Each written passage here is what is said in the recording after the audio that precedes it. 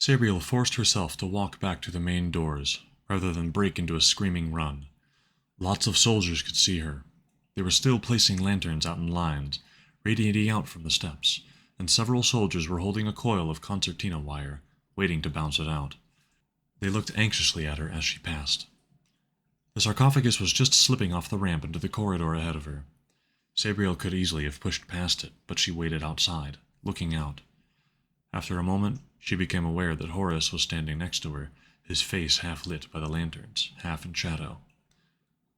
The fog is almost at the gates," she said, too quickly to be calm. "I know," replied Horace steadily. "That firing was a picket, 6 men and a corporal."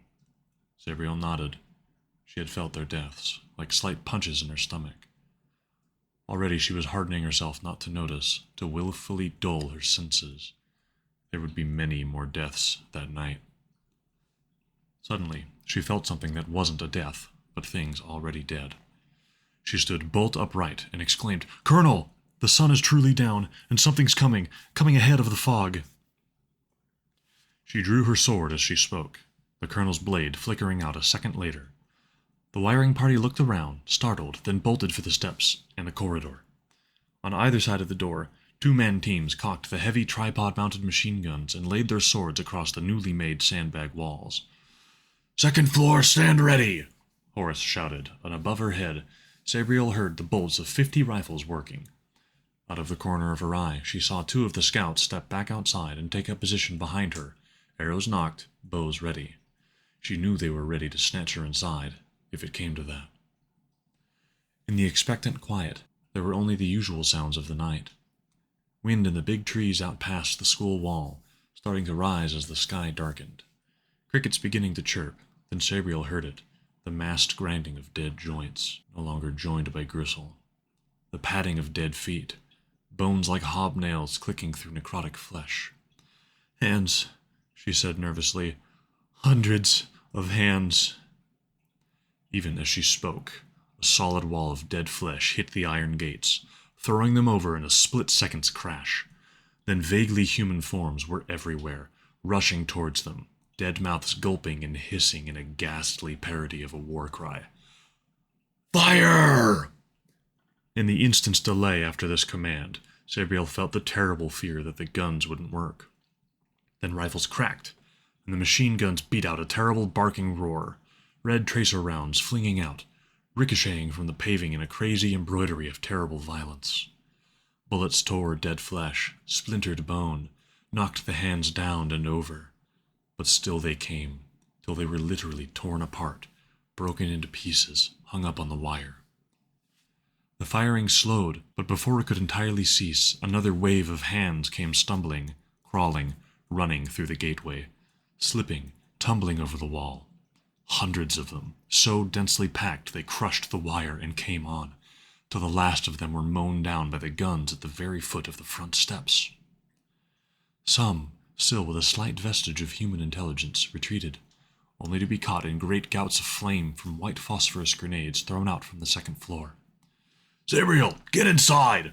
Horace ordered, as the last of the hands flopped and crawled in crazy circles, till more bullets thudded into them and made them still. "Yes," replied Sabriel, looking out at the carpet of bodies, the flickering fires from the lanterns and lumps of phosphorus burning like candles in some ghastly charnel house.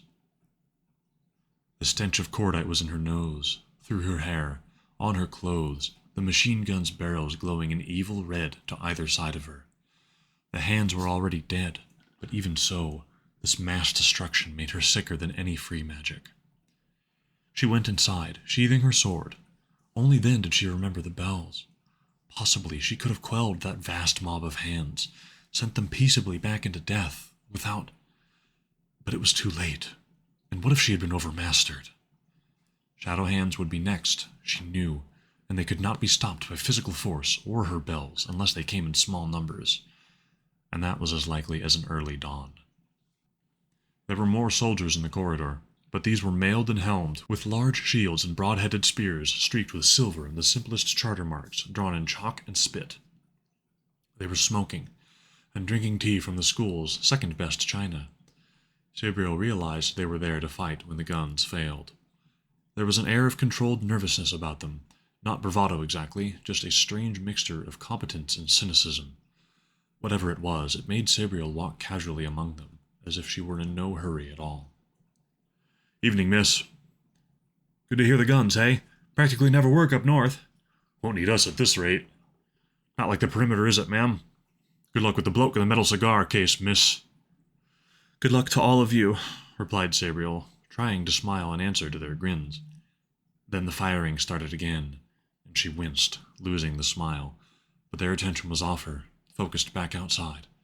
They weren't nearly as casual as they pretended, Sabriel thought, as she edged through the side doors leading from the corridor into the great hall. Here, the mood was much more frightened. The sarcophagus was up the far end of the hall, resting across the speaker's dais. Everyone else was as far away as possible up at the other end. The scouts were on one side, also drinking tea. Magistrix Greenwood was talking to Touchstone in the middle, and the 30 or so girls, young women, really, were lined up on the opposite wall to the soldiers. It was all rather like a bizarre parody of a school dance. Behind the thick stone walls and shuttered windows of the great hall, the gunfire could almost be mistaken for extremely heavy hail, with grenades for thunderclaps, but not if you knew what it was. Sabriel walked into the center of the hall and shouted, "Charter mages, please come here!" They came, the young women quicker than the soldiers, who were showing the weariness of the day's work and proximity to the sarcophagus. Sabriel looked at the students, their faces bright and open, a thin layer of fear laid over excitement at the spice of the unknown. 2 of her best school friends, Solon and Elamir, were among the crowd, but she felt far distant from them now. She probably looked it too, she thought, seeing respect and something like wonder in their eyes. Even the charter marks on their foreheads looked like fragile cosmetic replicas, though she knew they were real. It was so unfair that they had to be caught up in this. Sabriel opened her mouth to speak, and the noise of gunfire suddenly ceased, almost on cue. In the silence, one of the girls giggled nervously. Sabriel, however, suddenly felt many deaths come at once, and a familiar dread touched her spine with cold fingers. Caragor was closing in. It was his power that had stilled the guns, not a lessening of the assault. Faintly, she could hear shouts and even screams from outside. They would be fighting with older weapons now. "Quickly," she said, walking towards the sarcophagus as she spoke. "We must make a hand-fast ring around the sarcophagus. Magistrix, if you would place everyone. Lieutenant, please put your men in among the girls." Anywhere else, at any other time, there would have been ribald jokes and giggles about that. Here, with the dead about the building, and the sarcophagus brooding in their midst, it was simply an instruction. Men moved quickly to their places. The young woman took their hands purposefully. In a few seconds, the sarcophagus was ringed by charter mages. Linked by touch now, Sabriel didn't need to speak. She could feel everyone in the ring. Touchstone to her right, a familiar and powerful warmth. Miss Greenwood to her left, less powerful but not without skill, and so on right around the ring. Slowly, Sabriel brought the charter marks of opening to the forefront of her mind. The marks grew, power flowing round and round the ring, growing in force till it started to project inwards, like the narrowing vortex of a whirlpool. Golden light began to stream about the sarcophagus, visible streaks rotating clockwise around it with greater and greater speed. Still, Sabriel kept the power of the charter magic flowing into the center, drawing on everything the charter mages could produce. Soldiers and schoolgirls wavered, and some fell to their knees, but the hands stayed linked, the circle complete. Slowly, the sarcophagus itself began turning on the platform, with a hideous shrieking noise, like an enormous unoiled hinge. Steam jetted forth from under its lid, but the golden light whisked it away. Still shrieking, the sarcophagus began to spin faster and faster, till it was a blur of bronze, white steam, and yolk-yellow light. Then, with a scream more piercing than any before, it suddenly stopped, the lid flying off to hurtle over the charter mages' heads, smashing into the floor a good 30 paces away. The charter magic went too, as if earthed by its success, and the ring collapsed with fewer than half the participants still on their feet. Wavering, her hands still tightly gripped by Touchstone and the Magistrix, Sabriel tottered over to the sarcophagus and looked in. "Why, said Miss Greenwood, with a startled glance back up at Touchstone. "He looks just like you." Before Touchstone could answer, steel clashed outside in the corridor, and the shouting grew louder. Those scouts still standing drew their swords and rushed to the doors. But before they could reach them, other soldiers were pouring in. Bloodied, terrified soldiers who ran to the corners or threw themselves down and sobbed or laughed or shook in silence. Behind this rush came some of the heavily armored soldiery of the corridor. These men still had some semblance of control. Instead of running on, they hurled themselves back against the doors and dropped the bar in place. "He's inside the main doors!" one of them shouted back toward Sabriel, his face white with terror. There was no doubt about who he was. "Quick, the final rites!" Sabriel snapped. She drew her hands from the other's grasp and held them out over the body, forming the marks for fire, cleansing, and peace in her mind. She didn't look too closely at the body. Roger did look very much like a sleeping, defenseless Touchstone. She was tired, and there was still free magic protections around the body, but the first marks soon lingered in the air. Touchstone had transferred his hand to her shoulder, pouring power into her. Others of the circle had crept up and linked hands again, and suddenly Sabriel felt a stirring of relief. They were going to make it. Caragor's human body would be destroyed, and the greater part of his power with it. Then the whole of the northern wall exploded, bricks cascading out, red dust blowing in like a solid wave, knocking everyone down in blinding, choking ruin. Sabriel lay on the floor, coughing, hands pushing feebly on the floor, knees scrabbling as she tried to get up. There was dust and grit in her eyes, and the lanterns had all gone out. Blind, she felt around her, but there was only the still scalding bronze of the sarcophagus. "The blood price must be paid," said a crackling, inhuman voice. A familiar voice, though not the liquid, ruined tones of Caragor, but the terrible speech of the night in Whole Hallow when the Paperwing burned. Blinking furiously, Sabriel crawled away from the sound, around the sarcophagus. It didn't speak again immediately, but she could hear it closing in, the air crackling and buzzing at its passage. "I must deliver my last burden," the creature said.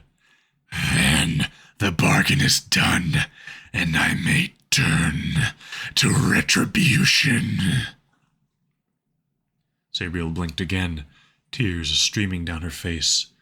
Vision slowly came back, a picture woven with tears and the first rays of moonlight streaming through the shattered wall, a picture blurred with the red dust of pulverized bricks. All Sabriel's senses were screaming inside her. Free magic, the dead, danger all around. The creature that had once been Mogget blazed a little more than 5 yards away. It was squatter than it had appeared previously, but equally misshapen, a lumpy body slowly drifting towards her atop a column of twisting, whirling energies. A soldier suddenly leapt up behind it, driving a sword deep into its back. It hardly noticed, but the man screamed and burst into white flames. Within a second, he was consumed, his sword a molten lump of metal, scorching the thick oak planks of the floor. "I bring you Aborsen's sword," the creature said, dropping a long, dimly seen object to one side. "And the bell called Astariel." Then it laid carefully down, the silver glinting momentarily before it was lowered into the sea of dust. "Come forward, Aborsen. It is long since time that we begun."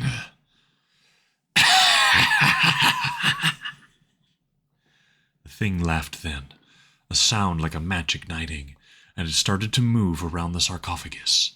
Sabriel loosened the ring on her finger and edged away, keeping the sarcophagus between them, her thoughts racing. Caragor was very near, but there still might be time to turn this creature back into Mogget and complete the final rites. "Stop!" The word was like a foul lick across the face by a reptilian tongue, but there was power behind it. Sabriel stood still, against her own desire, as did the blazing thing. Sabriel tried looking past it, letting her eyes against the light, trying to puzzle out what was happening at the other end of the hall. Not that she really needed to see. It was Caragor. The soldiers who'd barred the door lay dead around him, pale flesh islands about a sea of darkness. He had no shape now, but there were semi-human features in the great ink splash of his presence. Eyes of white fire, and a yawning mouth that was lined with flickering coals of a red as dark as drying blood. Aborson is mine, croaked Caragor, his voice deep and somehow liquid, as if his words came bubbling out like lava mixed with spittle. You will leave it to me. The mocked thing crackled and moved again, white sparks falling like tiny stars in its wake. I have waited too long to allow my revenge to be taken by another, it hissed, ending on a high-pitched yowl that still had something of the cat. And it flew at Caragor, a shining electric comet hurtling into the darkness of his body, smashing into his shadowy substance like a hammer tenderizing meat. For a moment, no one moved, shocked by the suddenness of the attack. Then Caragor's dark shape slowly recongealed, long tendrils of bitter night wrapping around his brilliant attacker, choking and absorbing it with the implacable voracity of an octopus strangling a bright-shelled turtle. Desperately, Sabriel looked around for Touchstone and Magistrix Greenwood. Brick dust was still falling slowly through the moonlit air, like some deadly rust-colored gas. The bodies lying around, seemingly victims of its choking poison. But they had been struck by bricks, or wooden splinters from the smashing of the pews. Sabriel saw the Magistrix first, lying a little away, curled up on her side. Anyone else might have thought her merely unconscious, but Sabriel knew she was dead, struck by a long stiletto-like splinter from a shattered pew. The iron-hard wood had driven right through her. She knew Touchstone was alive, and there he was, propped up against a pile of broken masonry. His eyes reflected the moonlight. Sabriel walked over to him, stepping between the bodies and the rubble, the patches of freshly spilled blood and the silent, hopeless wounded. My leg is broken, Touchstone said, his mouth showing the pain of it. He tilted his head towards the gaping hole in the wall. Run, Sabriel. While he's busy, run south. Live a normal life. I can't, replied Sabriel softly. I am the Aborson. Besides, how could you run with me? You with your broken leg. Sabriel. But Sabriel had already turned away. She picked up Asteriel, practiced hands, keeping it still. But there was no need, for the bell was choked with brick dust, its voice silent. It would not ring true until cleaned with patience, magic, and steady nerves. Sabriel stared at it for a second, then gently placed it back down on the floor. Her father's sword was only a few paces farther away. She picked it up and watched the charter marks flow along the blade. This time they didn't run through the normal inscription, but said, "The Clare saw me, the Wallmaker made me, the King quenched me. The Aborson wields me so that no dead shall walk in life, for this is not their path." "This is not their path," whispered Sabriel. She took up the guard position and looked down the hall to the writhing hulk of darkness that was Caragor. Caragor seemed to have finished with the free magic thing that had once been Mogget. His great cloud of darkness was complete again, with no sign of white fire, no dazzling brilliance fighting away within. He was remarkably still, and Sabriel had a moment's brief hope that he was somehow wounded. Then the awful realization came. Caragor was digesting, like a glutton after an overly ambitious meal. Sabriel shuddered at the thought, bile tainting her mouth. Not that her end was likely to be better. Both she and Touchstone would be taken alive, and kept that way, till they pumped out their life's blood, throats yawning down in the dark of the reservoir. She shook her head, dispelling that image. There had to be something. Caragor had to be weaker, so far from the old kingdom, perhaps weakened more than her charter magic. She doubted that a single bell could sway him, but two in concert? It was dark in the hall, save for the moonlight falling through the shattered wall behind her, and quiet. Even the wounded were slipping away in silence, their cries muted, last wishes whispered. They kept their agony close, as if a scream might attract the wrong attention. There were things worse than death in the hall. Even in darkness, the form of Caragor was darker still. Sabriel watched him carefully, undoing the straps that held Sereneth and Kibith with her left hand. She sensed other dead all around, but none entered the hall. There were still men to fight or feast upon. What went on in the hall was their master's business. The straps came undone.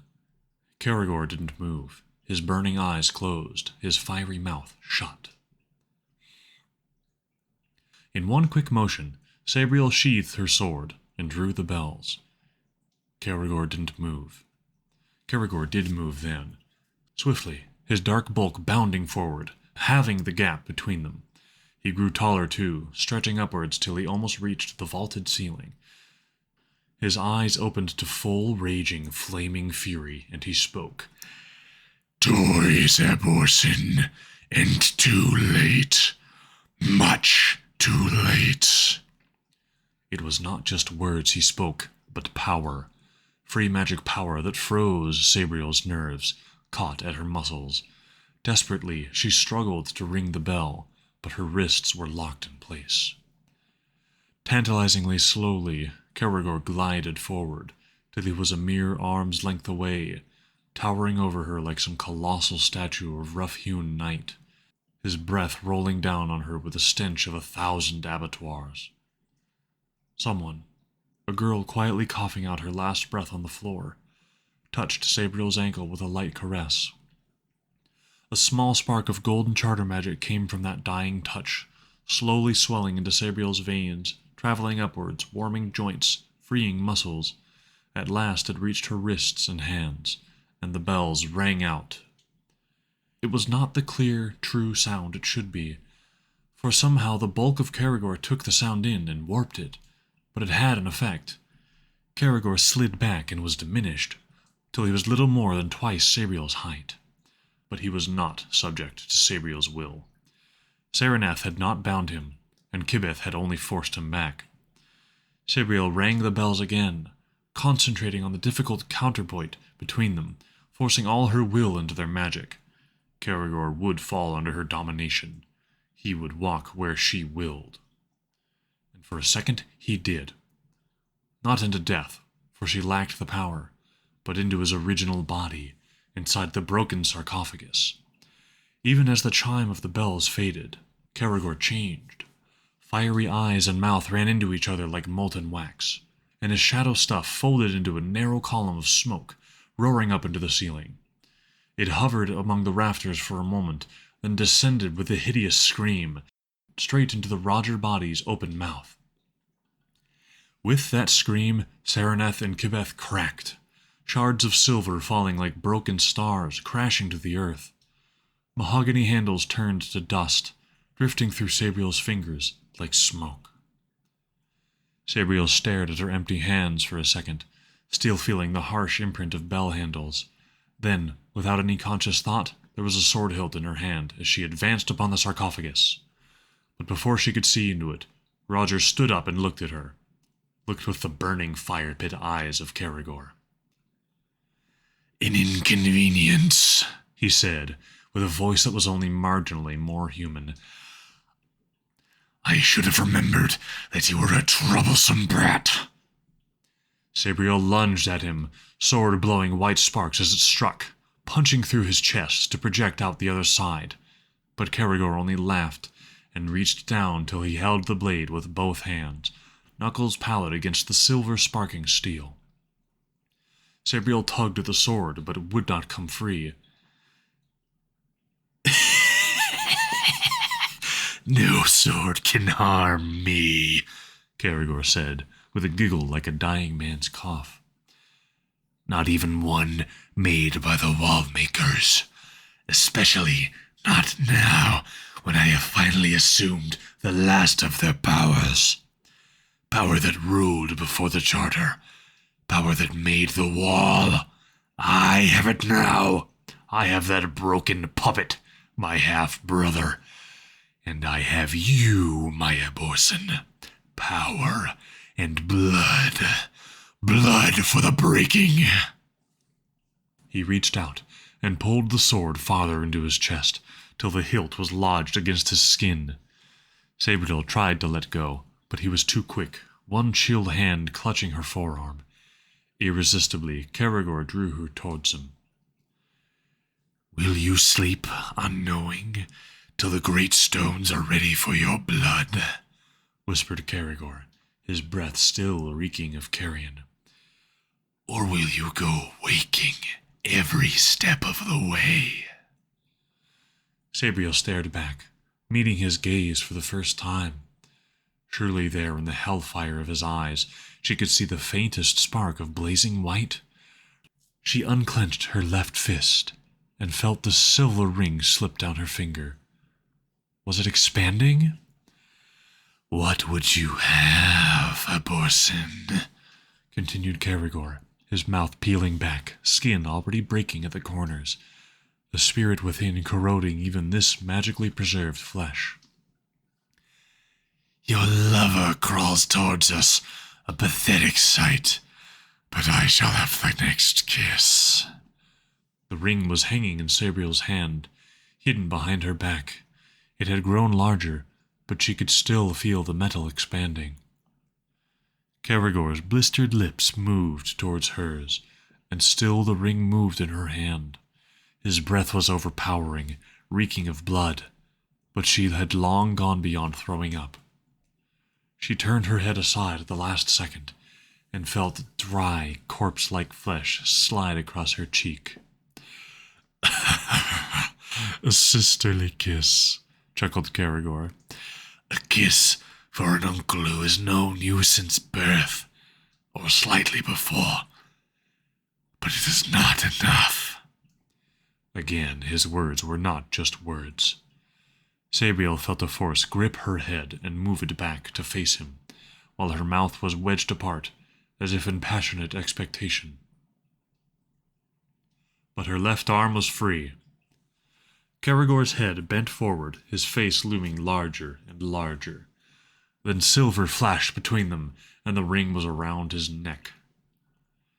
Sabriel felt the compulsion snap off, and she leant back, trying to hurl herself away, but Caragor didn't let go of her arm.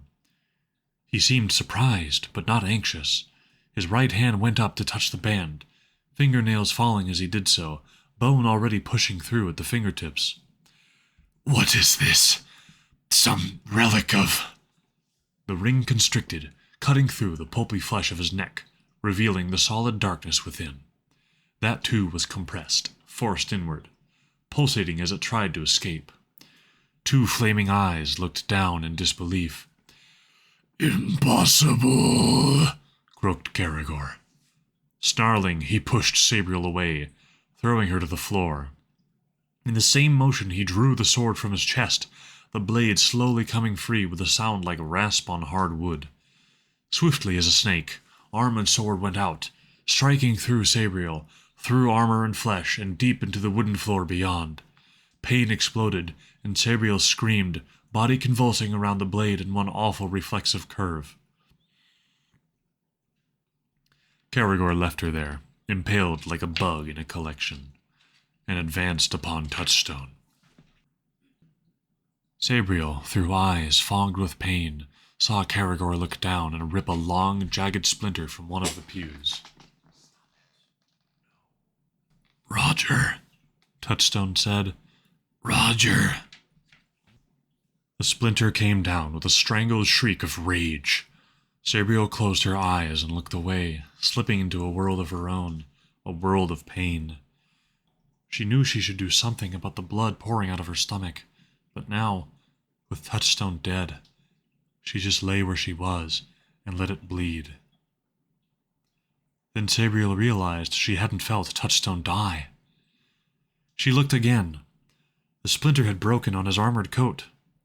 Caragor was reaching out for another splinter, but the silver ring had slipped down to his shoulders now, shredding the flesh away as it fell, like an apple corer punching the dead spirit out of the rotting corpse. Caragor struggled and shrieked, but the ring bound his arms.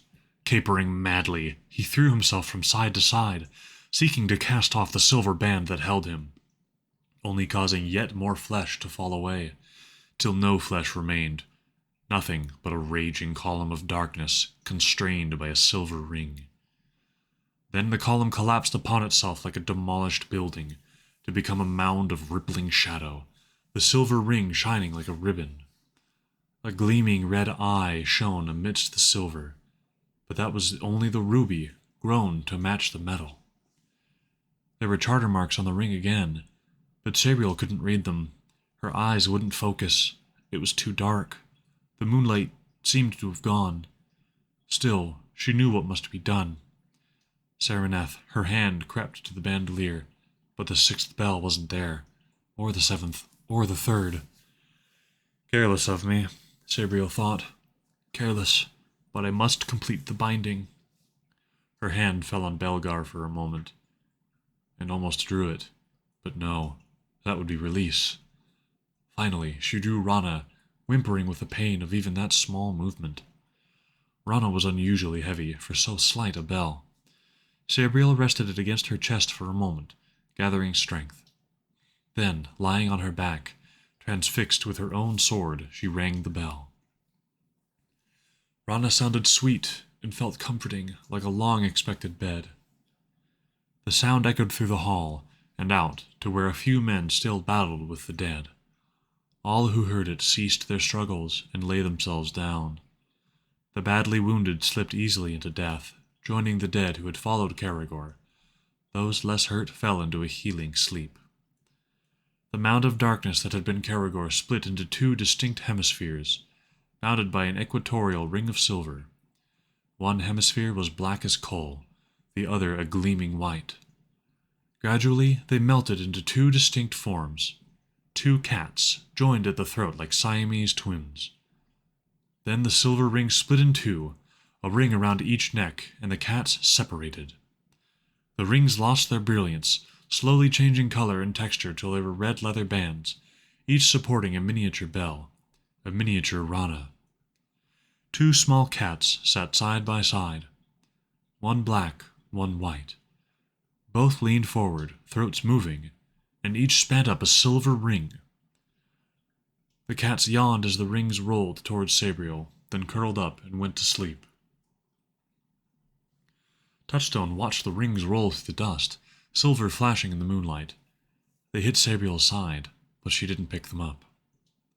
Both her hands still clutched Rana, but it was silent, resting below her breasts.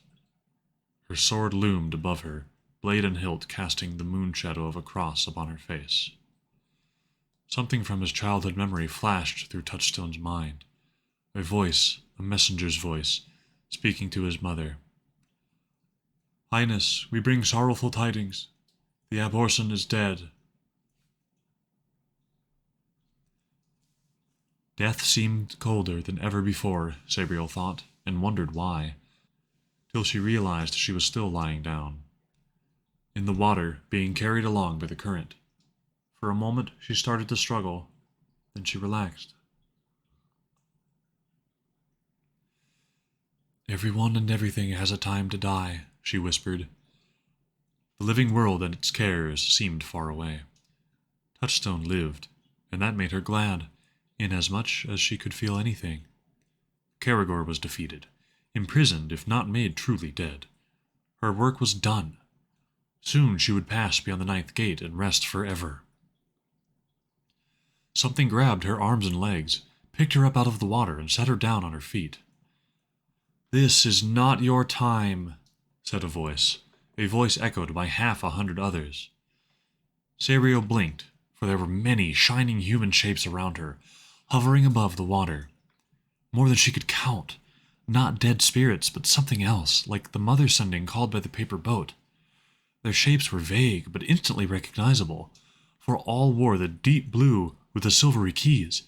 Every one was an abortion. "Go back," they chorused. "Go back." "I can't," sobbed Sabriel. "I'm dead. I haven't the strength." "You are the last abortion," the voices whispered, the shining shapes closing in. "You cannot pass this way until there is another. You do have the strength within you. Live, abortion, live." Suddenly, she did have the strength.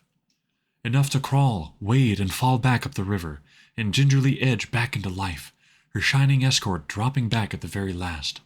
One of them, perhaps her father, lightly touched her hand in the instant before she left the realm of death behind. A face swam into view, touchstones staring down at her. Sound hit her ears, distant, raucous bells that seemed out of place, till she realized they were ambulance bells, ambulances racing in from the town. She could sense no dead at all, nor feel any great magic, free or charter. But then, Caragor was gone, and they were nearly 40 miles from the wall. "Live, Sabriel, live," Touchstone was muttering, holding her icy hands, his own eyes so clouded with tears he hadn't noticed hers opening. Sabriel smiled, then grimaced as the pain came back.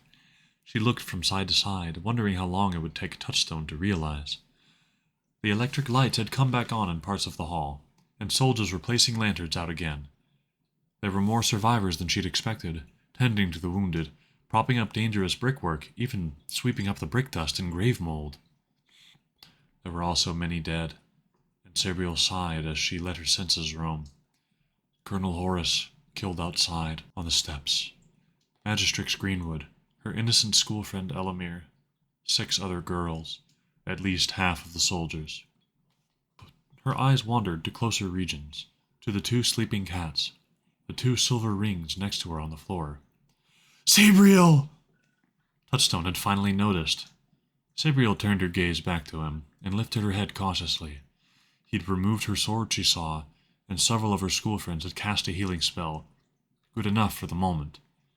Typically, Touchstone had done nothing for his own leg. "Sabriel," he said again, "you're alive!" "Yes," said Sabriel with some surprise. "I am."